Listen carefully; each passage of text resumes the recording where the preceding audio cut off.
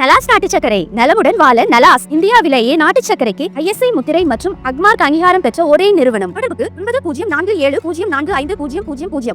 அண்மை செய்தி.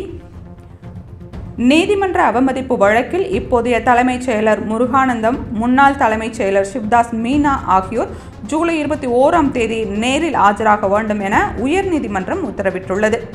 அரசு பணியில் இருப்பவர்கள் பணிக்காலத்தில் உயிரிழந்தால் அவர்களது குடும்பத்தில் ஒருவருக்கு கருணை அடிப்படையில் பணி வழங்கப்படுகிறது.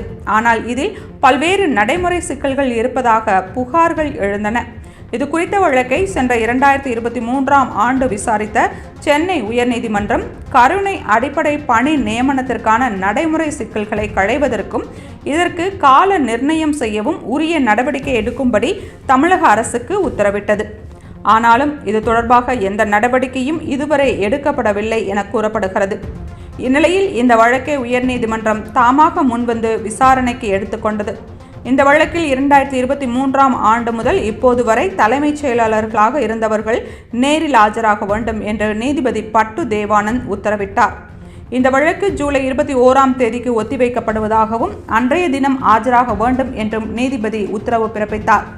அதன்படி இப்போதைய தலைமைச் செயலர் முருகானந்தம், முன்னாள் தலைமைச் செயலர் சிவ்தாஸ் மீனா ஆகியோர் ஜூலை 21ஆம் தேதி உயர்நீதிமன்றத்தில் நேரில் ஆஜராவார்கள் என்று எதிர்பார்க்கப்படுகிறது.